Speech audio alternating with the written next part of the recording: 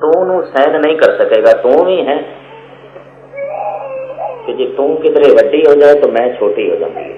कभी गौर मुताला करना, बड़े विज्ञानक तत्व और मन दियां बहुत गहराइयां गुरु नानक देव जी महाराज ने साढ़े सामने रखियां। मैं वड्डा है तो तू छोटा है, जे तू वड्डा है तो फिर मैं छोटा। स्पष्ट गल है ना। इस वास्ते जिसकी मैं बहुत वड्डी होती है वो तू नूं वड्डा नहीं होने देता, क्योंकि तू वड्डा हो गया तो फिर मैं छोटा। तो तू कोई मुल्क हो सकता है, कोई कौम हो सकती है, पड़ोसी हो सकता है, भरा हो सकता है, शरीक हो सकता है, वो तू नूं वड्डा नहीं होने देगा, तू नूं छोटा करेगा। तो जे किधरे तू ने वड्डा होने की कोशिश की तो फिर तू दियां जड़ां पुट्टेगा, तू नूं बिल्कुल नेस्तो नाबूद करेगा। इस वास्ते समुचे भारतीय ऋषि मुनियां का कहना है कि पाप सारे का सारा मैं तो पैदा होता है। हंकार तो अहंकार मैं हाँ, अहं मैं हाँ और कोई नहीं। और जे तू ही है जिहदे नाल मेरी मैं छोटी होंदी है तो उस तो नूं मिटावांगा। तो हंकार तो पाप का जन्म होगा, क्योंकि हंकार तो नूं बर्दाश्त नहीं करता।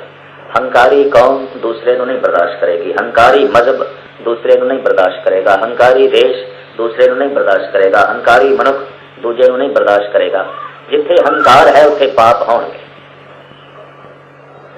किसी देश दीयां कितनी खूबियां तुसीं क्यों ना बयान करो, अगर वो देश किसी दूसरे देश की तू नूं मिटावे, महापापी। कोई कौम अपनी थां ते कितनी क्यों ना महान होवे, जो किसी की तू नूं ठेस पहुंचावे, सट पहुंचावे, पापी है। कोई मनुख कितना ही नितनेमी प्रेमी कितना ही क्यों ना होवे, पर अगले की तू नूं चोट पहुंचावे तो क्षमा करनी पापी है। धर्मी का मतलब है जिसके अंदर मैं नहीं, वो तू नूं खिड़े मत्थे कबूल करता है, सहन करता है, बर्दाश्त करता है। और सहजे सहजे एक दिन उसकी मैं बिल्कुल मिटी जाती है। जैसे कि गुरु ग्रंथ साहब जी महाराज दे बकायदा पंक्तियां ने, कबीर कहते मैं तू दा रटन करदा करदा उस अवस्था ते पहुंच गया, हुण तू ते है मैं नहीं। कबीर तू करता तू भया, मुझ में रहा ना हूं, जब आपा पर का मिट गया, जत देखा तत तू। और कौन अपना कौन पराया, तू ही है। कई दफा बहुते धर्मी बंदे कहलाण वाले मैं ते तू दे चक्करां च बहुत पए होंदे। आपा पर का ते अपने ने पराए ने, तो अपनियां नाल मिठा बोलना, पराया नाल बोलना ही। अपनियां नाल वर्तन रखनी है, पराया नाल रखनी नहीं। ते जिहड़ा पराया उसनूं सहन कीता नहीं जा सकदा, ते जिहदी दृष्टि दे अजे परायापन है, धर्मी नहीं है।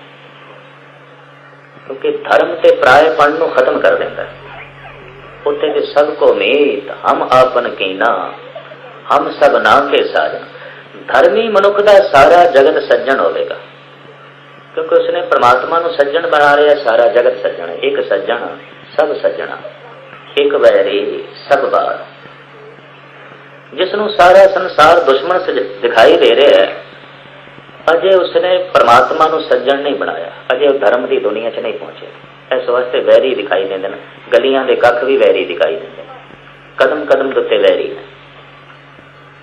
एक सूफी फकीर का कहना है, दरख्ते दोस्ती बानिशां के काम में दिल बबार आ रहा। वो कहता है, हे मित्र दोस्ती का बूटा ला, मिलाप का बूटा ला, मित्रता का बूटा ला। जे तू अपने दिल का गुबार हौला करना चाहना है, दिल का बोझ हौला करना चाहना है, दरख्ते दोस्ती बानिशां के काम में दिल बबार आ रहा। निहाले दुश्मनी बरकुन के रंजो बेशुमार आ रहा। कहने ने जे तू किधरे भुल के दुश्मनी का बूटा ला भी बैठा है, तो अज ही उसनों जड़ों पुट गए, सिवाय दुखों के फल दे इसनों होर कुछ नहीं लगता। दुख वधणगे, जड़ों ही पुट गए, इसनों बिल्कुल मिटा दे। पर जिस बंदे की मैं बड़ी महान होगी, वो तू नूं बर्दाश्त नहीं करेगा, ते तू किधरे वड्डा होण लग पै, उन्होंने मिटा देगा, दुश्मनी का जन्म होगा। तो हंकारी कौम दूसरे नूं नहीं बर्दाश्त करती, हंकारी कौम अधर्मी होती। हंकारी देश दूसरे नूं नहीं बर्दाश्त करेगा, हंकारी देश अधर्मी होगा। और हंकारी मनुख दूजे नूं नहीं बर्दाश्त करेगा, हंकारी मनुख अधर्मी होगा। गुरु ग्रंथ साहब का फैसला, अर्जो हंकार ना बावे वेद भूख सुनावे। रब नूं हंकार बिल्कुल नहीं चंगा लगता। हो सकता लोभी भी बख्शिया जाए, कामी भी बख्शिया जाए, क्रोधी भी बख्शिया जाए, हो सकता है मोह विच ग्रसिया हुआ मनुख भी बख्शिया जाए, हंकारी नहीं बख्शिया जा सकता। क्योंकि हंकारी दूजे नूं बर्दाश्त ही नहीं करता, हंकारी दूसरे नूं सहन ही नहीं करता। भगत रविदास जी कहते ने, जब हम होते तब तो नहीं, अब तो ही मैं ना। जब मैं सी तू किथे सी? मैं अपनी मैं इतनी वड्डी कर दी सी, तू भी छोटा पै गया। निरा तू छोटा नहीं पिया सी, तू तो मिट गया। कईयां दी दुनिया च रब मिट गया, कईयां दी दुनिया च रब नहीं है। अपनी मैं इतनी वड्डी कर ली है, गुरु की है कुछ भी नहीं, रब की है कुछ भी नहीं, परमात्मा की है कुछ भी नहीं, इतनी वड्डी कर ली। हालांकि ये मैं उसकी है मिथ्या। अरबी विच बड़ी सोहनी कहावत है, मोहम्मद साहब अक्सर हंकारी मनुखा नूं सुनाया करते सन भी सूरज चढ़िया सवेरे तो एक लोमड़ी देखती है खड़े होके पीछे अपना साया, कहती मैं तो इतनी वड्डी उठ की है कुछ भी नहीं, हाथी की होता कुछ भी नहीं, मैं तो बहुत वड्डी है, बहुत वड्डी है, मेरे वर्गा कौन है? रूहे जमीन पे और मेरे वर्गा कोई जानवर नहीं, मैं इतनी वड्डी हूं। साया बहुत दूर तक जाती है, पीछे सूरज हो गए। मनुख का मैं बस एक झूठी छाया है और कुछ नहीं। सहजे सहजे ज्यों सूरज ऊपर चढ़न लगा, छाया छोटी होने लगी, और ज्यों सूरज ऊपर आया एकदम छाया खत्म। लोमड़ी हैरान हो गई। मोहम्मद साहब अपने अनुयायियों नूं, अपने निकटवर्तियों नूं कहंदे सन, परमात्मा मनुख बिल्कुल पिछे रखते हुए तो मनुख की मैं इतनी वड्डी हो जाती जिवें लोमड़ी का छाया। वो कहता मेरे वर्गा भी है कोई और? कोई नहीं। वो सिर्फ इस वास्ते कहता जो रब नूं उसने पिछे रखे। पर इनू कौन दसे ये जिहड़ी तेरी मैं दी छाया है, ये भी सूरज करके ही है, ये भी परमात्मा ही करके है, तेरी होम ते उस करके। सहजे सहजे जो मनुख परमात्मा नाल अपना सीधा संबंध जोड़ता है, मैं मिटन लगती है। जब बिल्कुल सूरज सिर ते ही आ जाए, परमात्मा का प्रकाश भस्म द्वार विच हो जाए, मनुख की मैं खत्म, छाया खत्म। मैं तो सिर्फ छाया है। पर इतनी मैं अर्ज करा जिसकी मैं बहुत वड्डी हो गई, उसे तू नहीं बर्दाश्त करेगा। तो तुलसी ने कह दिता, पाप का जन्म होता है पाप मूल अभिमान। पाप का जन्म हंकार है। बड़ा सरल जिहा ये दोहरा है, पर हिंदुस्तान में बड़ा प्रचलित हो गया। धर्म का बीज की है? जे समुचे पाप का बीज हंकार है, हंकारी पुनीत नहीं हो सकता। ਉਹਦੇ ਕੀਤੇ ਹੋਏ ਦਾਨ ਵਿੱਚੋਂ ਵੀ ਹੰਕਾਰ ਦੀ ਬੂ ਹੋਵੇਗੀ, ਉਹਦੀ ਕੀਤੀ ਹੋਈ ਸੇਵਾ ਵਿੱਚੋਂ ਵੀ ਹੰਕਾਰ ਦੀ ਬੂ ਹੋਵੇਗੀ। ਕਿ ਜਿਸ ਸੇਵਾ ਨਾਲ ਹੰਕਾਰ ਜੁੜਿਆ ਹੈ ਉਹ ਸੇਵਾ ਨਹੀਂ, ਉੱਤੇ ਕੋਈ ਵਪਾਰ ਹੋਵੇਗਾ ਜਿਹਦੇ ਵਿੱਚ ਬੂ ਹੈਗੀ ਹੈ। ਹੰਕਾਰੀ ਦਾ ਸਭ ਕੁਝ ਪਾਪ ਹੋਵੇਗਾ, हंकारी का कुछ भी पुण्य नहीं होगा, चाहे कुछ भी करे। और मैं इतनी अर्ज कर रहा, दयालु मनुख का सब कुछ पुण्य होगा जो कुछ भी करे। धौल धर्म दया का हो, धर्म का जन्म है दया का। दया जन्म देंदी है सेवा। संतोष था प्रख्या जन सो, व्याख्या बड़ी लंबी चौड़ी है, पर जो मैं इसका निशाना मिथे मैं थोड़े सामने रखा। संतोष धर्म का पिता, जिसने एक सूत्र दे समुचे जगत नूं परो के रखे है। संतोष ना होवे, एक सूत्र दे समुचे जगत नूं परो के रखना बड़ी औखी गल है। संतोखी मनुख सिमरन करेगा और सिमरन के आश्रय के समुचा संसार उसनूं निरंकार विच परोया प्रतीत होवेगा। ते दयालु मनुख सेवा करेगा।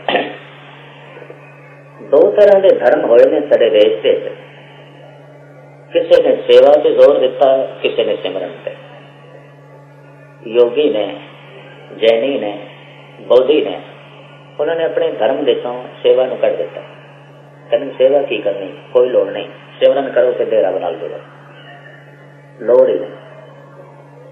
सिमरन से इतना जोर दिता योगिया ने, जैनिया ने, बौद्धिया ने, सिमरन की दुनिया से बहुत अगे निकल गए, पर हंकारी हो गए। निक्की जिहा गल ते योगी श्राप दे देंदे सन और श्रापां दे नाल ग्रंथ भरे पैने, कितनियां नूं श्राप दिते। बड़े बड़े भयंकर श्राप देते हैं। कृष्ण की समुची कुल नूं प्राणायाम का अभ्यास करने वाला दुर्भाषा ऋषि श्राप दे देता। हुण कोई बंदा जिहड़ा विज्ञानिक है ते अपनी बुद्धि का इस ढंग नाल इस्तेमाल करे कि वो प्रकृति की शक्ति नूं संग्रह करके एक बम बना देवे ऐसा जिहदे नाल समुचा मुल्क ही तबाह हो जाए, तो शक्ति तो उसके कोल सी, पर उसने शक्ति का इस्तेमाल किया तबाह करने वास्ते। ते कोई योगी, कोई सन्यासी, कोई सिमरन करने वाला थोड़ा जिहा अध्यात्मक बल प्राप्त कर लवे ते उस बल के आसरे ते किसी नूं दे देवे श्राप, गल तो एको ही हो गई। एक ने दिमागी शक्ति का इस्तेमाल किया, एटम बम बना छड़िया, एक ने सिमरन शक्ति का इस्तेमाल किया, श्राप दे दिता। दोवें एको ही पकड़ गए, दोवें मिटाना चाहते, दोवें बर्बाद करना चाहते हैं। और श्राप कित्थों निकलिया? जिथे कोरा सिमरन सी, सेवा नहीं, जिथे सिर्फ सेवा थी। कुछ ऐसे ही धर्म ने हिंदुस्तान में दासा भाव की वृत्ति का जन्म होया, सेवा ही करो। किसी हद तक मैं देखता हिंदुस्तान के जिहड़े पादरी घूमते हैं, ईसाई मिशनरी, बस सेवा ही है, सिमरन की कोई गल नहीं। सेवा, किताबां वंडो, बीमारां नूं दवाई दो, नंगे ने कपड़े दे दो, भुखे ने अन्न दे दो, बस इतनी गल है, कुछ नहीं। सेवा पर क्योंकि सिर्फ सेवा है, सिमरन नहीं, इस वास्ते कोई ज्ञान नहीं। अंधेरा बनया है, जीवन के अंधेरा बनया है। जिन्होंने इन्होंने ईसाई बनाया, कोई धर्मी नहीं बना, बस ईसाई जरूर ने धर्मी करने। और जिहड़े इस तरीके लोगों को धर्मी बनाने की कोशिश पे करते हैं, स्वयं भी धर्मी नहीं, क्योंकि उन्होंने सेवा विचों भी व्यापार की बदबू है। कोई रब्बी रस नहीं, कोई गल नहीं। उन्होंने बकायदा की हुई सेवा का भी एक व्यापार है, उस वक्त मुल मनते हैं भी तू खुदा का पुत्र मन ले ईसा, वो खुदा का पुत्र है ते बाकी दुनिया शैतान की पुत्र है। जे वो खुदा का पुत्र है तो बाकी कौन है? सारे उसके पुत्र ने। एक पिता एक के हम बारक, तू मेरा गुरहाई। ये जरूरत तो नहीं करेंगे कि सारे एक खुदा के बच्चे, सारे एक परमात्मा के पुत्र ने, ये आखन की जरूरत नहीं करेंगे। फिर हजरत ईसा जी की जो है हस्ती रह जाएगी। जो सारे ही खुदा के पुत्र ने, तो ये आखन का मान जोड़ा उन्होंने वो चूर हो जाता है कि हजरत ईसा खुदा का पुत्र, खुदा का बेटा है, सारे खुदा के बेटे, खुदा तो बिना और की है। पर चूंकि उन्होंने सेवा खड़ी है व्यापार है, इस वास्ते इस सेवा ने कोई क्रांति नहीं दी, कोई जिंदगी च रस पैदा होया होवे, कोई आनंद पैदा होवे, ये नहीं है। दूसरे पासे ने सारे देश के योगी बुद्धिस्ट जैन ने बहुत सिमरन है, बड़ा सिमरन है, सारा सारा दिन जाप है, सारा सारा दिन मंत्रों का रटन है, बल्कि कई दफा सारी सारी रात मंत्रों का रटन है। बड़ी गल है, पर सेवा नहीं। इस वास्ते हंकार बड़ा, क्रोधी बड़े, निक्की जियां गल से श्राप देंगे, निक्की जियां गल से आपे तो बाहर हो जाएंगे। सिमरन इतना, फिर इतने तरते क्यों? सेवा तो जिंदगी का जो संतुलन कायम रहता है वो सेवा से सिमरन ना। जिवें एक पंख दे नाल पंछी उड़ नहीं सकता, दो पंख चाहिए। मनुख की आत्मा ने परमात्मा तक पहुंचना दो पंखों के आसरे से, उन्हें सेवा ते सिमरन। निकसरे पंखी सिमरन हर पांख, चाहे गुरु अर्जन देव जी महाराज की बाणी। भैया पंछी तू ते खूद च गया, ब्रह्म की खोई कृष्णा रस पंकज, अग तीखण मोह की पास, तू भरम दे खोद च गया है, बड़ा मोह का चिक्कड़ है, उसे दे विच ही तू ग्रसिया होया है। उड़न की कोशिश कर, किवें उठे? दो पंख ला ले सेवा सिमरन दे, पहुंच जाएगा परमात्मा दे देश, ईश्वर दे देश। एक पंख के नाल उड़ारी नहीं लाई जा सकती, सिर्फ सेवा करके मनुख रब तक नहीं पहुंच सकता। करी जाए कोई सेवा सिमरन नहीं, तो सिर्फ सिमरन नाल भी गल नहीं बनेगी। इस वास्ते साहिब गुरु नानक देव जी महाराज ने दया ते संतोख नूं धर्म दे मां बाप दसे। दया मां है और संतोख पिता है। संतोखी मनुख दे अंदरों सिमरन का जन्म होगा, वही रब नूं याद कर सकेगा। क्योंकि संतोष नहीं तो संसार की याद करेगा, कुछ और ही और याद करता रहेगा। संतोख का मतलब है संसार तो संतुष्ट। जैसा संसार है और संसार का जिहड़ा हिस्सा मेरे कोल है ठीक, और सिमरन करेगा। कि जिहड़ा संसार तो रजिया नहीं, संतुष्ट नहीं होया, मुश्किल है सिमरन करे। ते जिसके अंदर दया ही नहीं, कोमलता ही नहीं, दया का मतलब है ये दूजे का दुख दूजे का नहीं, ये मेरा अपना है, ये दूजा नहीं रो रहा, ये मैं ही रो रहा, ये दूजा नहीं बीमार पिया, मैं ही पिया, ये दूजा ठोकर खा के नहीं गिरया, मैं ही गिर गया। दयालु मनुष्य का इतना संबंध जुड़ेगा। इस वास्ते वो किसी की सेवा भी करेगा तो उसके अंदर विरोध नहीं होगा कि मैं अपनी करता। जिवें एक कोड़ी सी, पिंड के वासियों ने उसनूं कढ़ दिता सी बाहर, ते कोड़ की बीमारी चूंकि छूत की बीमारी होती है, शहर वासियों ने बाहर कढ़ दिता। रो रहा सी बेचारा। गुरु नानक देव जी महाराज कोल भी लंघे, सारी रात उस जोगी च रहे, उस कोड़ी के कोल रहे, उन्होंने परमात्मा के गीत सुनाए। बल्कि जन्म साखी च ऐसा लिखा है, जय सन बाणी विसर जाए, जो पक्का रोगी विरलाए। ये शब्द पातशाह ने उत्थे उच्चारण किया। मरदाने ने रबाब छेड़िए सतगुर ए राग गाते ने, शब्द गाते ने। कोड़ी नूं चैन पिया, नींद आ गई, सतगुरु उसके शीश से हथ रखते हैं और कहते प्रभु तेनों याद आवे। ते जिस कोड़ी नूं भी परमात्मा याद आ जाए, कोड़ी कित्थे रहिंदा है। ते जिस कोड़ी दे कोल गुरु नानक बैठ जान ते रब दा गीत, रब दा कीर्तन सुनान, उहदे ते भाग जाग पै। ऐसा क्यों? गुरु नानक दा हिरदा दया दी मूर्ति है। चाहे कोड़ी है, एक ठग है, उससे भी दया आती है सतगुरु नूं। वो मन करके भटके होया मनुख है, ठोकरां खा रहा है, उससे भी सतगुरुदेव जी महाराज दया की दृष्टि कर दें। धौल धर्म दया का पूत, संतोष था बैठिया जन सूत। ਹੁਣ एक होर मैं बुनियादी गल करा। धौल कहते हैं चिट्टे नूं, ते धर्म दा रंग पातशाह चिट्टा कहते हैं। धौल धर्म दया का पूत, भाई धर्म दा रंग चिट्टा रंग। गुरु ग्रंथ साहब जी महाराज दे कुछ रंगां दा जिक्र है, ऐन बंदी करो। गुरु ग्रंथ साहब जी महाराज दे अंदर कुछ रंगां दा जिक्र है, रंग,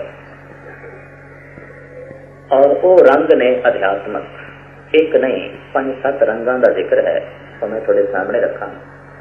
साहिब गुरु नानक देव जी महाराज का ऐसा ख्याल है कि जिस वक्त मनुष्य के अंदर सहजे सहजे धर्म वधदा है, ਉਹਦੇ अंदर एक चिट्टे रंग की धारी बनेगी।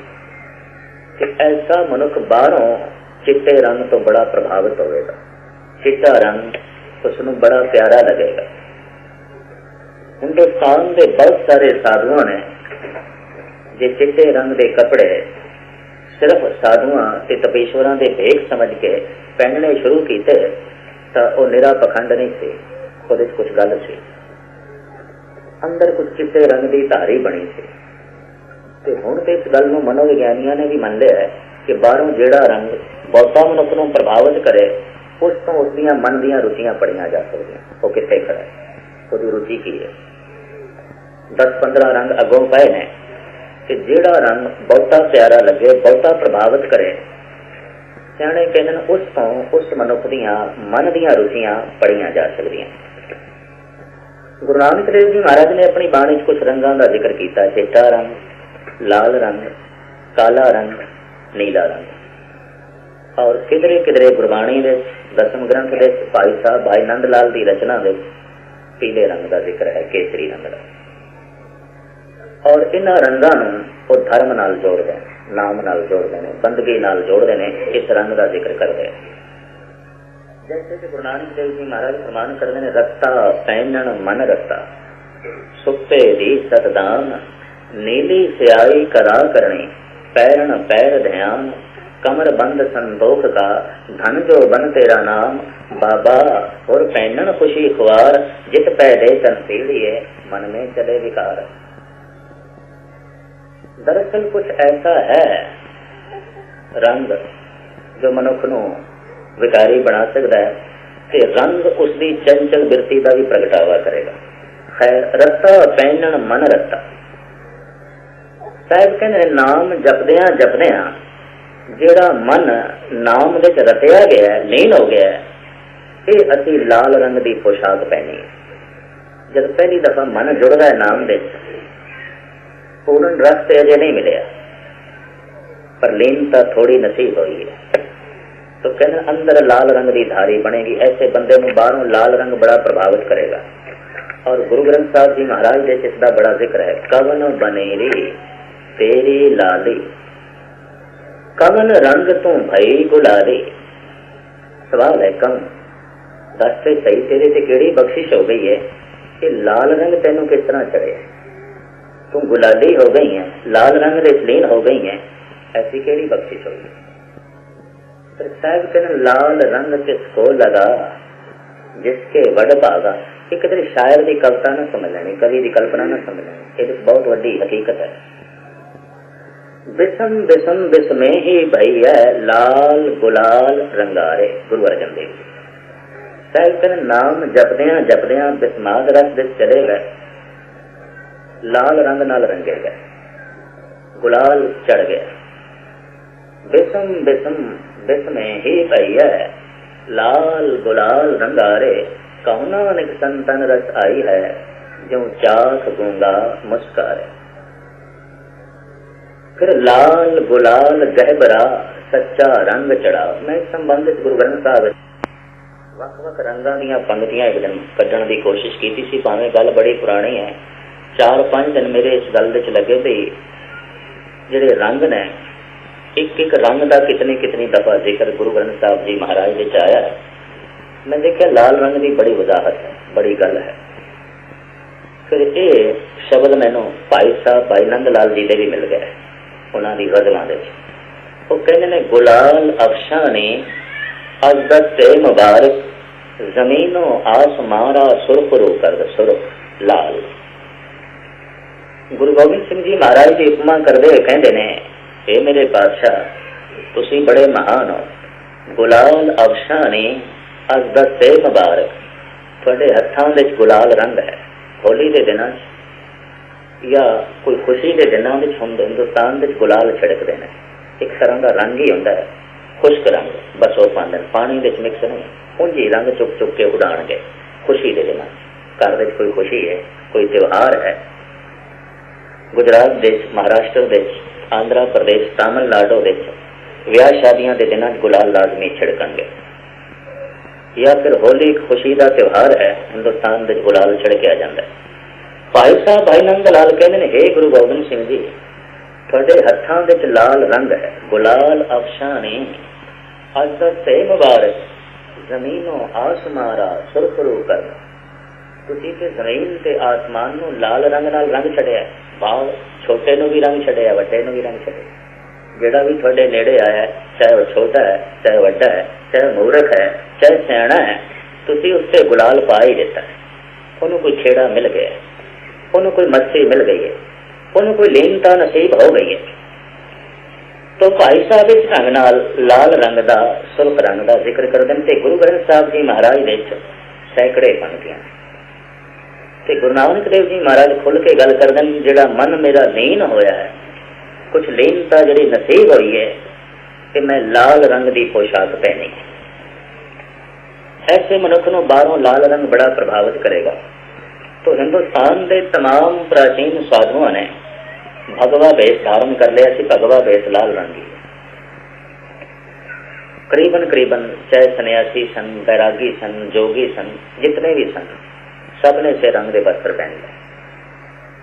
और ये वस्त्र ये रंग साधु पने का चिन्ह बन गए।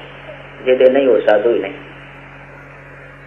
और आप भी ज्ञात वास्ते अर्ज करा कि जब योगियों को मेरे पातशाह गए कि सतगुरु को यह पता सी कि बिना भगवे रंग तो इन्होंने उपदेश नहीं सुनना, क्योंकि इन्होंने कसम चुकी है, प्रण किया है कि उपदेश सिर्फ साधु सानू दे सकता है, संसारी नहीं दे सकता। तो महाराज ने भगवे कपड़े पहन लिए। सिद्ध घोष के उसका जिक्र है गुरु ग्रंथ साहब जी महाराज की बाणी में। जोगी पूछते ने गुरु नानक नूं किस कारण ग्रह तजियो उदासी, किस कारण एओ भेख निवासी, किस वखर के तुम मन जारे, क्यों कर साथ लगाओ पारे। है गुरु नानक सुने तुसी गृहस्थी हो पर उदासी क्यों बन गए, घर बार छड़ के थां थां ते क्यों परमदे फिरदे, ते किस कारण एओ भेख निवासी, ते गृहस्थियां वाले कपड़े छड़ के साधुआं वाले कपड़े क्यों पहन लें, भगवा वेश क्यों धारण कर ले। सब थे कहते ने गुरमुख खोजत भय उदासी, दर्शन के साई भेख निवासी, साच वखर के हम वन जा रे, नानक गुरमुख उतरस पारे। कभी सिद्ध गोष्ठ पढ़ोगे, एक सवाल है एक जवाब है, एक सवाल है एक जवाब है। सारी सिद्ध गोष्ठ इस तरह ही चल रही। योगी एक सवाल कर दें, गुरु नानक जवाब दें, फिर योगी सवाल कर दें, सतगुरु जवाब दें। सिद्ध गोष्ठ की बाणी सवाल जवाब की बाणी। सिमरन करदिया थोड़ा जिहा भी किसी को आत्मक अनुभव हो जाए, वो इस बाणी तो कुर्बान जाएगा। क्योंकि सिद्धा ने योगियों ने सवाल मामूली नहीं किए, बड़े कीमती किए। आखिर संसार तो एक पासे रहते सन, कुछ तो साधना सी, कुछ उन्होंने अपने मन पढ़न की जांच आ गई थी। इस वास्ते गुरु नानक देव वो आम सवाल नहीं करते, बहुत वड्डे वड्डे सवाल करते, और उन्होंने सवालों में बहुत वड्डी गल है। साहब कहते ने असी गुरमुखा नूं खोजदे होए ते परमात्मा नूं खोजदे होए संसार तो उदासी हो गए। दर्शन के साई भेखने वासी, ते थोड़े वर्गे साध जना दे गुरमुखां दे दर्शन करने वास्ते भेख धारण कर लो। निर्माणता की मूर्ति उंज लोड़ नहीं सी। इनू कहते दहली दी गल एक है, पर उहदे भाव दो, उहदे अर्थ दो। बस सिर्फ थोड़े वास्ते ये भेख धारण कीता उंज लोड़ नहीं, इशारा सिर्फ थोड़े दर्शनां वास्ते। क्योंकि योगियों का प्रण से भी जिन्हें भगवा भेष नहीं पहने वो सानू उपदेश नहीं कर सकता। मक्के दे इमाम और उथों दे मजौर उन्हों का प्रण से कि जिसका सूफियाना लिबास नहीं है फकीरां वाला, वो सानू उपदेश नहीं कर सकता, वो सानू शिक्षा दीक्षा नहीं दे सकता। गुरु नानक ने वही बाणा पहन लिया। भाई गुरदास जी जिक्र करते हैं, आसा हथ किताब कछ कूजा बां मुसल्लादारी। ये सतगुरु का भेद से हथ कूजा भी है, मुसल्ला भी है, तस्बीह भी है, बगल दे किताब भी है। हाजी लोग इमाम मजौर किताब रखते हैं कुरान शरीफ। और ये किताब की सी, ये किताब हुई थी जिथे सतगुरु नूं अलहाम हुंदा सी, बाणी का नोट कर लेंगे, लिख लेंगे। गुरु नानक ने अपनी बाणी आप लिखी है। उस पहली पोथी का नाम है पोथी साहब, अजे भी मौजूद है सोडी बनस दे कोल। अपनी बाणी गुरु नानक ने आप लिखी, जिथे भी बाणी उतरती सी अलहाम हुंदा सी, सतगुरु आप लिख लेंगे। खैर मुख्तसर करिए, उधर उदासियां का बाणा पहन लिया, इधर सूफियां का बाणा पहन लिया। आए करतारपुर दे लगे खेती बाड़ी करन। भाई साहब भाई गुरदास जी लिखते हैं, बाबा आया करतारपुर भेख उदासी सगल होता, पैर संसारी कपड़े मंजी बैठ किया अवतार। ग्रस्तियां वाले कपड़े पा ले, सूफियां वाले चुक के परे सुटे, उदासियां वाले चुक के परे सुटे। हुण ग्रस्तियां नूं उपदेश करना, हुण ग्रस्तियां नूं समझाना। कोई लोड़ नहीं मैनू पगवे देख दी, कोई लोड़ नहीं मैनू सूफियां दे कपड़े पहनने की। सूफियां दे कपड़े पहन के हाजियां नूं दस दिता सच की है, ते भगवा भेष पहन के योगियां नूं दस दिता असलियत की है। अगर अंदरों मन रंगया नहीं गया, रत्ता नहीं, ते बालो लाल रंग की पोशाक पहन ली, पखंड झूठ है। और मैं इतनी अर्ज करते हाँ, कपड़िया का जो रंग है, अगर कोई प्रभावित अंदरों होया है मनुष्य उस रंग तो और बने हैं, तो गल ठीक हो, पखंड नहीं करता। पर अंदर कोई गल नहीं है, ते बाहरों वो जामा पहन लिया है, जोड़ा जामा साधुओं का होवे, संतां दा होवे, महापुरुषों का होवे, वो पखंड है। रत्ता पहनण मन रत्ता, साहिब कहने जोड़ा साडा मन प्रभु दे लीन होने लगा है, रत्ता गया है। ये असी लाल रंग की पोशाक पहनी है, ते बड़ा जिक्र है, लाल गुलाल गहबरा सच्चा रंग चढ़ा। ऐ बंदे इस लाल रंग नूं चढ़ा, ते जिन्हों चढ़ जाता है, गुरु अर्जन देव जी कहने ते बड़ा खुशकिस्मत है। लाल रंग इसको लगा जिसके वड भागा। इस लाल रंग नूं राम दा रंग भी कहा गुरु अर्जन देव जी महाराज ने, राम रंग कदे उधर न जाए, गुरु पूरा जिस दे बुझाए।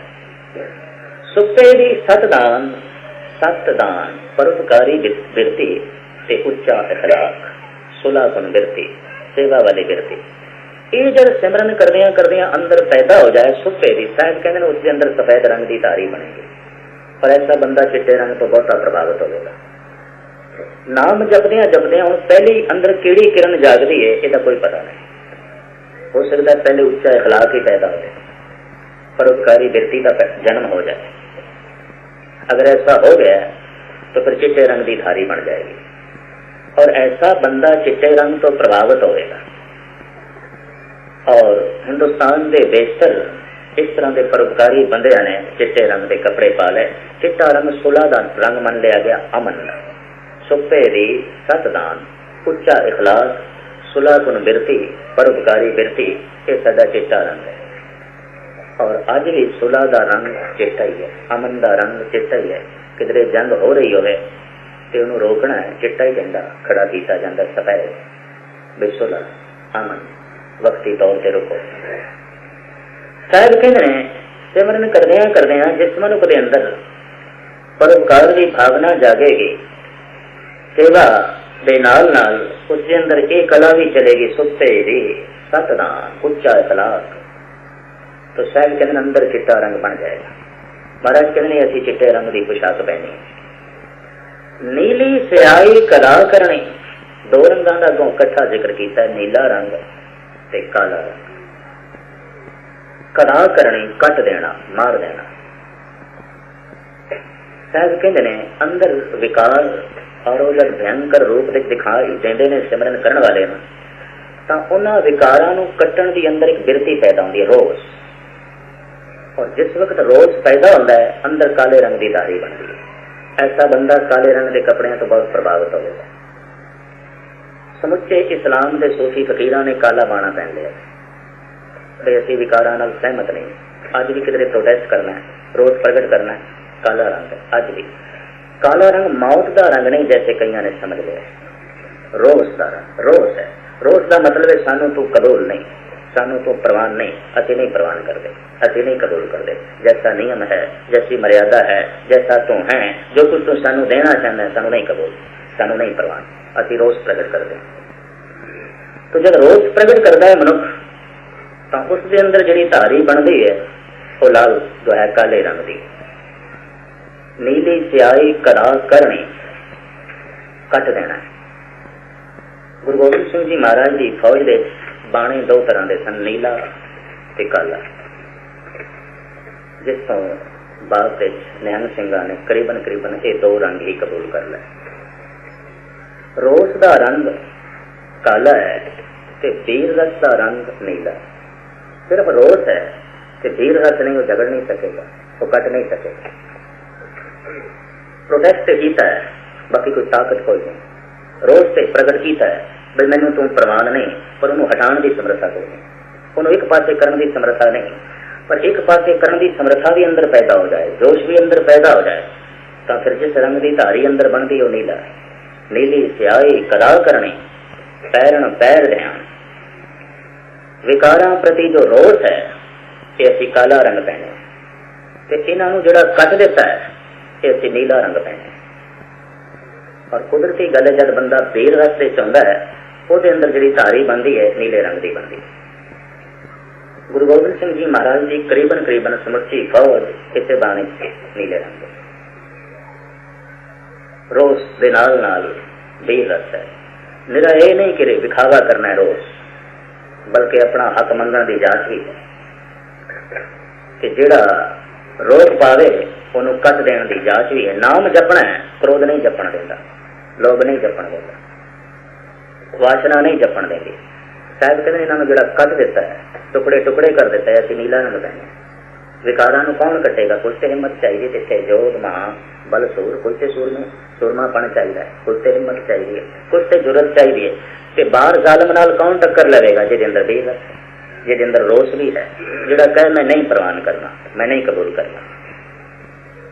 जिस वक्त औरंगजेब ने एक हुक्म समुचे भारत में सुनाया, और ये हुक्मनामा हर शहर में सुनाया गया भाई जिहड़ा हिंदू है वो सिर दे उत्ते पग नहीं रख सकेगा। मुगल रखते सन ते इज्जत की निशानी से। ये उत्तरी कदों दसम ग्रंथ में लंबी चौड़ी वार्ता किसी वक्त फिर अर्ज करांगा। और कह दिता कोई भी हिंदू सीस से कलवे भी नहीं रख सकता, कोई हिंदू गले विच मोतियां की माला भी नहीं पहन सकता, कोई हिंदू घोड़े की असवारी भी नहीं कर सकता, कोई हिंदू घर में शस्त्र भी नहीं रख सकता, और कोई हिंदू झटका भी नहीं कर सकता। झटका करते सन राजपूत, और 3000 साल तो ये शब्द पर चलते। अजय सिंह राखियो रजी पुत्र नाम है, रजी का पुत्र। राजे जन्मेजे की एक गोली सी दासी, उस दासी के कुख तो जन्म होया जिस बच्चे का, उसनों आख्या गया रजी पुत्र। रजी कहने दासी है, नौकरानी में रजी पुत्र। रजी पुत्र तो शब्द चलिया राजपूत, रजी पुत्र दासी दे पुत्र, नौकरानी दी औलाद रजी पुत्र। रजी का जड़ा पुत्र से, दासी का जड़ा पुत्र से, राजे जन्मेजे ने उसका नाम रखा अजय सिंह। उस दिन तो सिंह शब्द की प्रथा चली, गालबन अज तो 2500 साल पहले। अजय सिंह राखियो रजी पुत्र नाम, महाभारत इसका बड़ा जिक्र है, जो गाथा ऋषि वेद व्यास ने लिखी। औरंगजेब ने इतों भी चिड़ हो गई, भाई कोई हिंदू अपने नाम के नाल सिंह नहीं जोड़ सकता, सिंह शेर कहे ही नहीं, और कोई हिंदू झटका नहीं कर सकता, शस्त्र नहीं रख सकता, घोड़े की सवारी नहीं कर सकेगा, शीश पे कलगी नहीं ला सकेगा, और सिर पे दस्तार भी नहीं बन सकेगा, और कोई हिंदू संस्कृत नहीं पढ़ेगा, फारसी पढ़ेगा, अरबी पढ़ेगा। लगता औरंगजेब की वो दिती हुई जी बंदिश से हिंदुस्तानियों कई थां से खून के रच गई है कि एक अरबी मनुख जिथे भी जाए, दो अरबी इकट्ठे हो जान, अरबी च बोल दें, दो चीनी इकट्ठे हो जान, चीनी च बोल दें, दो जर्मन इकट्ठे हो जान, जर्मनी विच बोल दें। साडे देश में ही दो बंगाली किधरे इकट्ठे हो जान, बांग्लादेश बोल दें, मराठे इकट्ठे हो जान, मराठी च बोल दें, दो पंजाबी इकट्ठे हो जान, पंजाबी बिल्कुल नहीं बोलते। इतों पता चलता है गुलाम ने और गुलामी खून विच रच गई। तेरी कोई अपनी बोली नहीं है, वो क्यों नहीं बोलता? जब दुनिया दे बाकी दे मनुख किधरे भी दो इकट्ठे हो जान, एक प्रांत दे, एक मुल्क दे, अपनी बोली च बोल दें, तैनू की हो गया? और जो लोग कहते प्रॉब्लम है, खाक है प्रॉब्लम। मैं कई मुल्कों देखा जिथे चीनी ने, उन्होंने अपनी दुकानों के जो साइन बोर्ड भी लिखना अपनी भाषा च लिखे, नहीं पढ़ते तो ना पढ़ो, नहीं दूसरा ग्राहक आंदा तो ना आवे, अपने ते आएंगे। इतना कौमी जज्बा अपनी बोली के उत्ते मर मिट देन। मलेशिया के, थाईलैंड के, सिंगापुर में मैं देखा अपनी बोली, अपनी बोली नाल प्यार, अपनी बोली नाल गल, ये गुलामी की निशानी है, बहुत वड्डी निशानी। और गुलामाना ज़हनियत टपक टपक के कहती है। खैर हुक्म कर दिता, कोई हिंदू भारतीय भाषा नहीं पढ़ सकेगा। एक बंदे चला देते, कहन जे आ जड़ा हुक्मनामा है एक एक शहर में जिस वक्त सुनाया गया, तो आनंदपुर साहब की चोटी तो गुरु गोबिंद सिंह जी महाराज ने ललकार के एक सराह बुलंद की थी, ऐ औरंगजेब के ओदे एहलकारो सुन लो, मैं शीश से कलगी लावांगा, मेरे सिख भी लाऊंगा, मैं दस्तार बनागा, मेरे सिख भी बनांगे, मैं घोड़े की सवारी करांगा, मेरे सिख भी करेंगे, मैं गले विच मोतियां की माला पहनागा, वरना मोतियां की माला नाल सतगुरु का की शौक ते कलगी नाल की शौक। सिर्फ औरंगजेब के हंकार नूं तोड़ना, उसकी विचारधारा नूं गलत साबित करना। मैं मोतियां की माला पहनागा, मेरे सिख भी पहनेंगे, मैं झटके की प्रथा नूं जारी करांगा, मेरे सिख शस्त्र भी रखेंगे, मैं एक हुक्म भी तेरा मनन नूं तैयार नहीं। और इतिहासकार किसी हुक्म मेरे सामने रखांगा, लाला दौलत राय ने, अला यार खां जोगी ने खुद मन लिया इस गल नूं कि हुक्मनामा किधरे आनंदपुर से भी जारी हो जाता और आनंदपुर भी इसकी लपेट में आ जाता, तो हिंदुस्तान का जो प्राचीन धर्म है कदों का गंगा च डुब जाता, रहना नहीं सी। किसी ने ललकार मारी उन्हें उचियां चोटियां, नहीं, इन्हां दे चों एक भी हुक्म मनण नूं मैं तैयार नहीं। मैनू रोस है इस हुक्म से, ते मेरा रोस नहीं, जिथे जिथे हुक्म लागू होगा इस हुक्म मैं कटांगा। तो वीर लसी तलवार लेके अगों आ गए बादशाह, बला चाड़ गई दरम्यान आमदम, बदद दीरो तीरो तुफंद आमदम। ऐ औरंगजेब तो मैनू मजबूर कर दिता है, मैं शस्त्र लेके आगे आऊंगा और मैं नहीं चलना देंगे। जब इस तरह की हालत मन की बने तो फिर अंदर काले रंग की धारी बनती है, नीले रंग की धारी बनती है। ऐसा मनुष्य बाहरों नीले रंग तो बहुत प्रभावित होगा, काले रंग तो बहुत प्रभावित होगा। इस चक्कर कभी ना पैना कि काला रंग कोई मौत का रंग है, इस चक्कर ना पैना। श्रोमणी कमेटी, दिल्ली कमेटी ने हुक्म कर दिता है कि जिसके दस्तार काले रंग की नहीं है वो गुरु की स्टेज से कीर्तन नहीं कर सकते। शीशगंज और दरबार साहब उन्होंने हुक्म कर दिया, दूसरे रंग के कपड़े ने कीर्तन नहीं कर सकते। और ये हुक्म बड़ा सख्ती नाल लागू किया है। 2-4 रागियों ने कह दिता सी भाई असं नहीं बन सकते, उन्होंने कह दिता इस्तीफा दे दो, कीर्तन होगा इसे रंग चलेगा।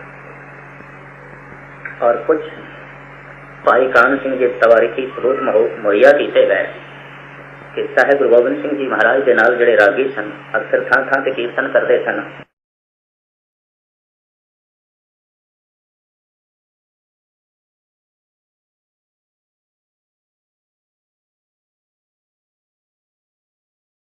जगाने वास्ते जागिया हुआ मनुख चाहिए कि हाफिज नूं कह दईए सुते दी ते गल छड्डो, जिहड़ा मुर्दा होवे वो की जगाए।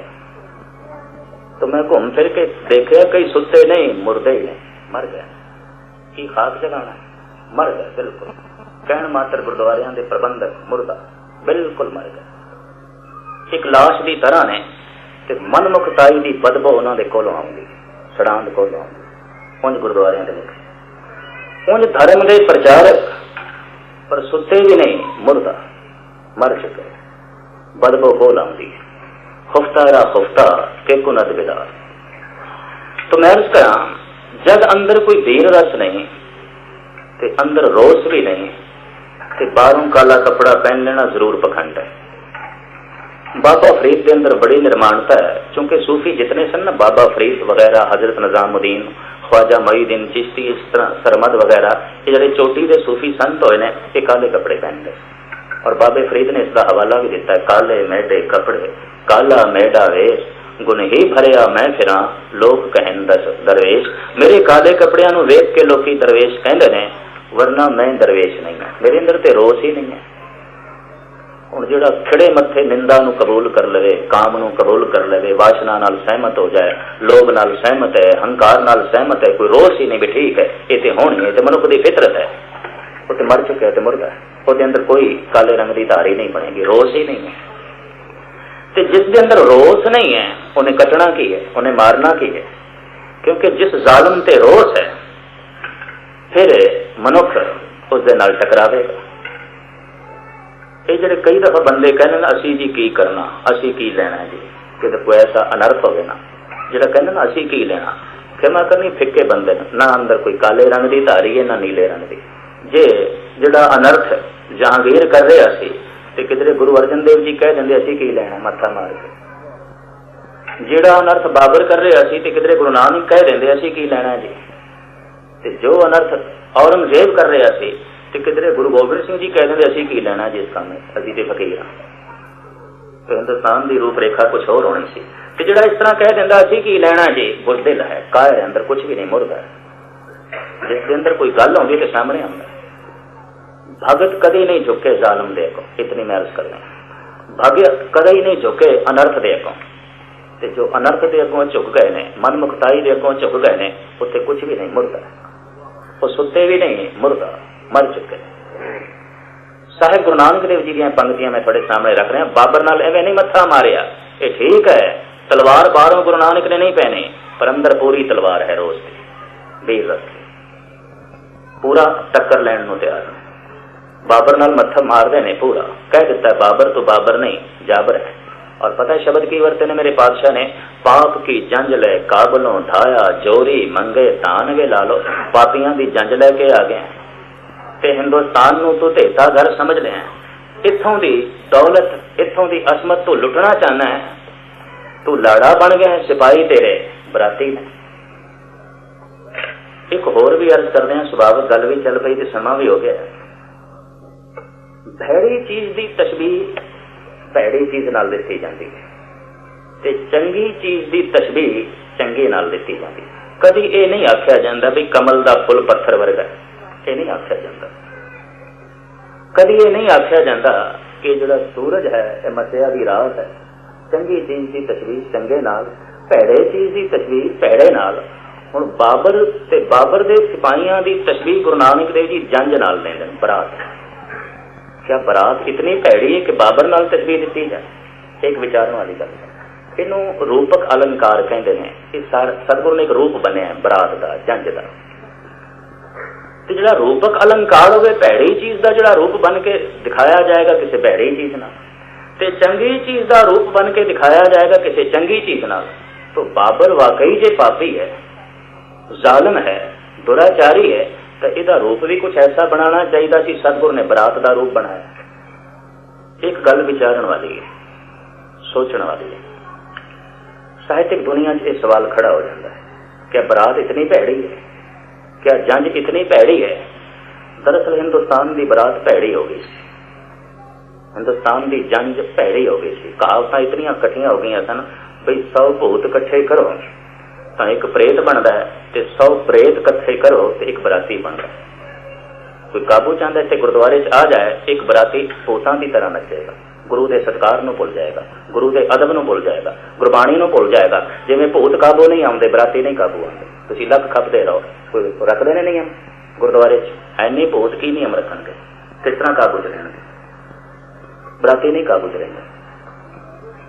फिर हिंदुस्तान का सिलसिला एक होर खराब हो गया सी। जिहड़ा लाड़ा सी ਉਹਦੇ अंदर एक लुट्टण की बिरती होंदी सी, बई मैं धी ते लैनी है तो ऐसे ही करो, देते करे उन्होंने साजो समान भी लेना, दहेज भी लेना, ये भी चाहिए, नहीं मिले तो खोना है। इस वास्ते साहिबा ने उस बाबर की तस्वीर हिंदुस्तान दी बरातां नाल दी।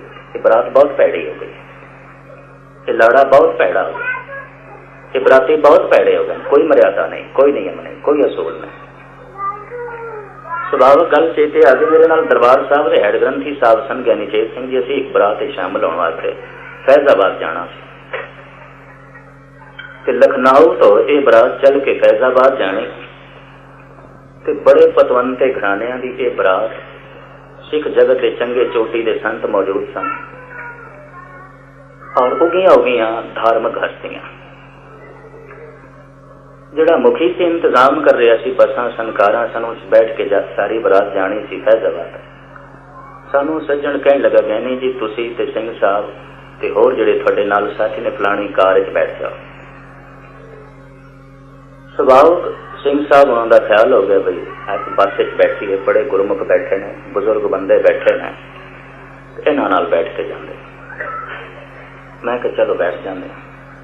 बैठ गए तो जितने बस च बंदे बैठे सन सारियां दे चेहरे फुक हो गए सानू देख के। मैं भावें कन च कहा उन्होंने, मैं कहा सच बैठन नाल सारे खुश नहीं हुए। खैर बस स्टार्ट हुई तो मेरे कन्ना च आवाज पै गई, कंडे कितों आ गए? असीं पीने सी, पींदे हो जाना सी, कितों बैठ गए? तो मैं सिंह साहब नूं कहा उतरो, आपां कार च जावांगे। असीं तो इन्हां नूं गुरमुख समझदे सी कि पाप की जंज ले काबल उठाया, जोरी मंगे दान वे ला लो। ये तो सारे बाबर ते बाबर दे सिपाही ने, गुरमुख वाली कोई गल नहीं। देते घर नूं किसी हद तक इस ढंग दे नाल इस्तेमाल करना जिवें हिंदुस्तान नूं इस्तेमाल कीता सी बाबर ने, तो सतगुरां ने इत्थे लाड़े नूं बाबर नाल तशबीह दे दित्ती है। वो भी होशो आवाश गवाई बैठा, उन्होंने की होश है मैं सतगुरु की हजूरी च किवें बैठना है, किवें जाना है, कख नहीं समझ। बाबर की तरह आंकड़े हो जाना है हिंदुस्तान की तरह। तो उस लाड़े नाल जिहड़े साथी आए ने, बराती आए ने, वो भी इंज जिवें बाबर दे नाल सिपाही आए, कख नहीं, गुरु की मर्यादा का अदब कुछ भी नहीं। और अक्सर किधरे बरातां दे दास नूं बुला लैंदे बई सिक्ख्या दिओ, ते नाल ये भी कह दिंदे ने मुंडा ते कुड़ी पढ़े लिखे ने, तो बहुत समा ना लेना, थोड़े जिहा ही वक्त लाना। मैं कहा खाक पढ़े लिखे ने, मत्था टेकन की जाच नहीं, गुरबाणी का कोई बोध नहीं। अगर 100 किताबां पढ़िया ने तो गुरु नानक का यह कहना मूर्खां सिर मूर्ख है जे मन्ने ना ही ना। ये तो महामूर्ख बैठे ने, कौन सियाणे बैठे। दिल नूं थोड़े चोट लगेगी, पर क्षमा करनी अक्सर बराती ते लाड़े बाबर ते बाबर दे सिपाहियां दे दर्शन होंदे ने, होर कुछ नहीं। क्योंकि जिहड़ा ये माहौल गुरुद्वारियां दा बना देंदे ने, जिथे कथा कीर्तन नाल थोड़ी जिहा गल पवित्रता की छांदी है, सारी वाइब्रेशन खराब कर देंगे। गलत बोल के, गलत करके, कितना थोड़ा जिहा पाठ करके, जप करके, तप करके, थोड़ी जिहा पवित्र लहरां बनिया, एक बरात आई, सारे खराब हो, सब कुछ अनर्थ हो गया। पाप की जंज ले काबलों ढाया, जोरी मंगे दान वे ला लो। गुरु नानक की जुरत वेखो, है बाबर, तू बाबर नहीं जाबर है। हिंदुस्तान में तू ढेसा कर समझे, लुटन वास्ते आया। और ये तेरे नाल जेड़े सिपाही ने ये बराती बन के आए। और जिस वक्त साहिबानू ये हुक्म किया बाबर ने, मेरे बच्चे वास्ते अरदास कर, दुआ कर, शायद आपने इतिहास पढ़ा, हुमायूं बीमार सी कई दिन तक। तबीबा ने जवाब दे दिता कि तबीब कहते सन कोई ब्रह्म ज्ञानी अरदास करे, कोई खुदा नाल जुड़े होया दुआ करे तो शायद गल बन जाए। आकड़े हुए बाबर ने हुक्म कर दिता, जितने साधु ने आले दुआले सब पकड़ लिया। उन्होंने कहने लगा लो दुआ करो। बेचारे डरदे, कई हथकड़ियां लगियां तो दुआ पे करते सन। हथकड़ियां ना अंदर काला रंग ना अंदर नीला रंग। यकीन जानो गुस्ताखी माफ अनर्थ भरी गल भी अगर कोई अरदास कर रहे होवे, नहीं समझ लो हाथा च हथकड़ियां लगियां और कुछ हथकड़ियां ने और उत्थे दुआ करी जाते सन। कई साहब गुरु नानक की वारी आई, साहब कहने लगे बाबर इस तरह अरदास नहीं आती, इस तरह दुआ नहीं आती, ये दिलों निकले ते दिलों ते तू ठेस पहुंचाइए। दिलों चो शराब निकल सकता है, दिलों चो बददुआ निकल सकती है, दुआ किस तरह निकलेगी? असी नहीं करनी। साहब गुरु नानक ने जेल पा दिता, दुआ करो। सतगुरु कहने लगे तू गल नहीं समझिया ही नहीं, दुआ इस तरह नहीं होती। चक्की अगों रख दी, रब्बी करिश्मे वेख के, मौजे वेख के बाबर कदमां ते आके डिगे। और क्षमा करने इस तरह का मत्था हिंदुस्तान के बादशाह नाल ओही मार सकता है जिसके गीत ने नीली सियाही कदा करनी, पैर न पैर ध्यान कट देना जालम नो ते विकारा नो। असी काले रंग की पोशाक पहने, नीले रंग की पोशाक पहने। साडे अंदर रोष भी है, साडे अंदर जोश भी है, मुर्दा नहीं है, मरे हुए नहीं है। इस जोश ते होश नूं गुरु नानक लैके चल जाए। इसे जोश नूं लैके चलते हैं गुरु अर्जन देव जी। जब जहांगीर ने कह दिता 2 लाख मोहरा जुर्माने के रूप में दे दो, इस्लाम संबंधी जितने शब्द ने गुरु ग्रंथ साहब ये कट दो, ते जो कुछ तुसी खुसरो दे नाल कीता है वो शब्द वापस ले लो, जिहड़ी दुआ की उस वास्ते तां असीं तुहानूं बख्श देंगे। साहब कहने लगे नहीं, मेरे कोल जिहड़ा धन है वो तेरे खजाने भरन वास्ते नहीं, धर्म के प्रचार वास्ते। इस्लाम संबंधी जिहड़े शब्द गुरु ग्रंथ साहब दे ने वो तेरे हुक्म नाल नहीं कटे जा सकते। ये सब इलाही ऐलान है, परमात्मा तो आए, ईश्वर तो आए। ते खुसरो वास्ते अगर साडे दिल चो कोई अरदास निकली है, वो इंज है कि साडे घर दे कोई वैरी आवे, मित्र आवे, कोई आवे, सब नूं लंगर छकाया जाता, सब नूं विश्राम वास्ते थां दित्ती जांदी। ये गुरु नानक दा घर है। असीं उस घर नूं और उसकी परंपरा नूं मुख रख के उसकी सेवा की। साडे घर ठहरे, साडे कोल ठहरे, ਉਹਦੇ वास्ते जो कुछ शब्द कहने नहीं वापस ले जा सकते। अंदर रोष ना होवे ते अंदर जोश ना होवे, ये बचन जहांगीर नूं कहे जा सकते सन। अंदर रोष ते जोश ना होवे ते गुरु गोबिंद सिंह जी महाराज मत्था मार सकते हैं औरंगजेब नाल। तुसीं जफरनामा पढ़ोगे तो तंग रह जाओगे। साहब से साफ कहने कि अगर सद कुरान बापुरी कसम मरा एतबार न यक जर्रा दम। ऐ औरंगजेब तू दिखाण मात्र हथ दे कुरान रखना है ते पढ़ना है, दुनिया के सामने नमाजी बनने की कोशिश करना है, पर तू 1000 कसमां भी कुरान दियां खावे, मैं भरोसा करने वाला नहीं, तू फरेबी मुसलमान है। मुसलमान नहीं, झूठा है, फरेबी। और इतनी गल इतने बड़े शहनशाह नूं कह जानी जो समुचे हिंदुस्तान का मालिक है। अंदर जोश चाहिए, अंदर कोई काले रंग की धारी है, अंदर कोई नीले रंग की धारी है। खैर गल कित्थे दी कित्थे जा पहुंची। पीले रंग का जिक्र भी गुरु ग्रंथ साहब जी महाराज दे आउंदा। पीतांबर सी, पीले कपड़े, पीत बसन। कहते ने ये प्रथा श्री कृष्ण के महात्मा बुद्ध तो चली, उन्होंने पीले कपड़े पहने, पीले रंग की धोती, पीले रंग का एक दुपट्टा गल दे कृष्ण दे हुंदा सी। समुच्चा जिहड़ा जामा है महात्मा बुद्ध का पीले रंग का सी। अज समुचे बौद्ध भिक्षु चाहे तुहानूं थाईलैंड च मिलन, जापान दे मिलन, वो पीले रंग के कपड़े चाहुंदे, केसरी रंग। हुक्म कीता सी इसने। नाम जपदियां जपदियां, बंदगी करदियां करदियां एक इश्क प्रेम की किरण मनुख के अंदर जागदी, प्यार की, रब्बी प्यार।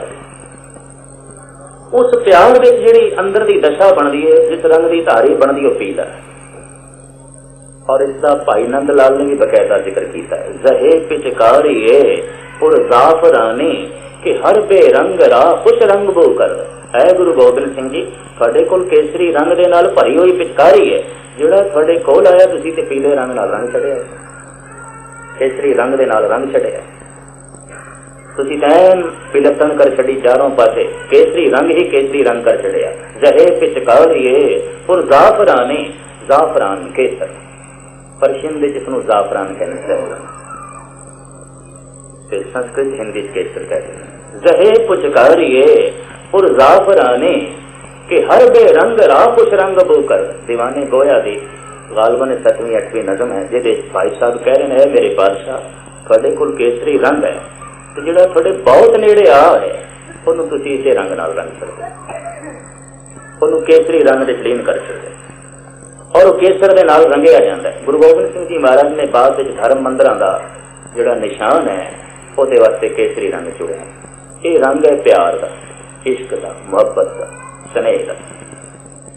इस केसरी रंग का मतलब है ये मंदिर प्यार का मंदिर है, इतने दुबदा की गल नहीं, वितकरियां की गल नहीं, झगड़े की गल नहीं, कलेश की गल नहीं, ओपरे बेगाने की गल नहीं, ये सांझी गल है। केसरी रंग प्यार का रंग, स्नेह का रंग। अभ्यास नाल ये बकायदा बन जाता है। इस वास्ते वख-वख रंगां दे उत्ते गुरु ग्रंथ साहब जी महाराज दे कई शब्द ने, बड़ी लंबी चौड़ी वजाहत है।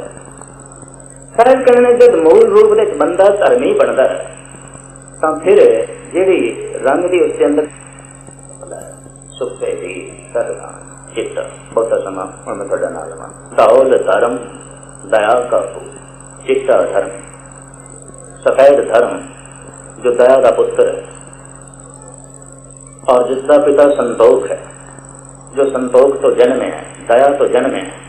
धर्म का मूल बीज दया और संतोख। ऐसे मनुष्य के अंदर वक वक रंग बननगे, कई रंग। इतनी मैं अर्ज करते हैं कि एक रंग वास्ते सानू हुक्म नहीं, क्योंकि मेरा एक को रंग नहीं रहता। जिहड़े सिर्फ दया ते खड़े सन, सिमरन ते नहीं, सेवा ते खड़े सन, उन्हां दे अंदर सिर्फ एक रंग बने। जो सिर्फ सिमरन ते खड़े सन, दया कोई नहीं, सेवा कोई नहीं, उत्थे सिर्फ एक एक रंग बने। सिर्फ एक गुण दे उत्ते सिख धर्म नहीं खड़ा, सिर्फ एक गल दे उत्ते नहीं खड़ा, कोई प्राणायाम ही कर लेना, योग साधना ही कर लेनी है, बाकी कुछ नहीं। सिर्फ सेवा ही कर लेनी है तो बाकी कुछ नहीं। अनंत गुणा दे उत्ते ये धर्म खड़ा है। इस वास्ते एक रंग वास्ते हुक्म नहीं कीता। मनुष्य इन्हां रंगां दे चों जो गुरु ग्रंथ साहब जी महाराज दे चाहे ने कोई भी रंग चुन सकदा। लेकिन मैं इतनी अर्ज करा, अंदर अगर इन्हां रंगां दी झलक बने, कदी लाल रंग, कदी काला, कदी नीला, कदी चिट्टा, कदी पीला, तो समझ लेना बड़ा ही ये मनुष्य पवित्र है। साहिब गुरु गोबिंद सिंह जी महाराज अपने सन दे उत्ते जो चोला पहनदे सन पीला रंग, और सतगुरु दा महाराज का जो तेल जामा से पजामा वो चिट्टे रंग का सी, जो पुरानियां तस्वीरां मिलियां। सतगुरुदेव जी महाराज के शीश का जो दमाला सी ऊपर वो नीले रंग का सी, चोला पीले रंग का सी। पटने साहब दे पे शायद कई ने दर्शन किए हैं। साहिब गुरु गोबिंद सिंह जी महाराज का बालपन का चोला, गुरु नानक देव जी महाराज का चोला डेरा बाबा नानक साहब पे है, जेडे कदी गए हम दर्शन किया। पहले पातशाह का चोला पे है, भावें लीला लीला हो गया पर पे है। ते गुरु गोबिंद सिंह जी महाराज का चोला भी तख्त श्री हरिमंदर पटना साहब रिश्ते है, भावें बहुत बिरद हो गया, रंग केसरी है। एक चोला मैं बनारस भी देखा साहिबां दा, वो भी करीबन पीले जामे का, पीले रंग का। फिर नीला ते काला रंग आप सीस से सजाते सन, तन दे उत्ते पीला रंग होंदा सी।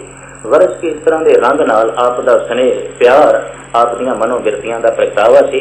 सिर्फ एक रंग नहीं, जैसे बौद्ध भिक्षुओं ने सिर्फ एक रंग चुन लिया, जिवें हिंदुस्तान के उदासी ते बैरागियां ने सिर्फ एक कोई रंग चुन लिया, दूसरे वास्ते कोई था नहीं।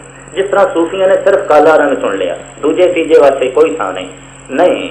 मुख्तलिफ रंगां दे ते ये सिख जगत खड़ा है, सिख धर्म खड़ा है। इस लाल रंग की भी गल है, पीले रंग की भी गल है, चिट्टे रंग की भी गल है, नीले रंग की भी गल है, काले रंग की भी गल है। गुरु ग्रंथ साहब जी महाराज का पाठ पठन करदे होया ये 5 रंग मेरे सामने आए हैं, जिन्हां की थोड़ी जी वजाहत समय की उलंघना करके ही मैं थोड़े सामने रखी है, क्योंकि होर भी काफी कुछ उलंघना हो जानी थी जो मैं इस तरह चलता रहता। मेरे पातशाह बख्शिश करन। धर्म का जो बीज है दया और संतोख। दयालु मनुष्य ने सेवा करनी है, संतोखी मनुष्य ने सिमरन करना। दया ने पंगत नूं जन्म दिता, सिमरन ने संगत नूं जन्म दिता। संगत दे विच सिमरन, पंगत दे विच सेवा। और इस तरीके दे नाल सेवा सिमरन दे ते ये सिख जगत की रूपरेखा खड़ी। पर सेवा कौन करेगा? साहिब कहन जिथे दया, ते सिमरन कौन करेगा? जिथे संतोख है। जिथे संतोख ते दया आ गई, उत्थे धर्म आ गया, उत्थे वख वख रंग अंदर बननगे। अरदास है गुरु ग्रंथ साहब जी महाराज के चरणों च, इन्हां सारे रंगां दी झलक ते इन्हां सारे रंगां दा रस तुसीं मान सको। मैं 20-25 मिनट थोड़े ज्यादा लै गया, खिमा दा जाचक हाँ, कोशिश करांगा कल वक्त से समाप्ति कर देंगे। सरबत का हार्दिक तौर से धन्यवाद कि टिक के गुरमत दीआं गल्लां नूं सरवण कीता। गज वज के फतेह प्रवान करने। वाहिगुरू जी का खालसा, वाहिगुरू जी।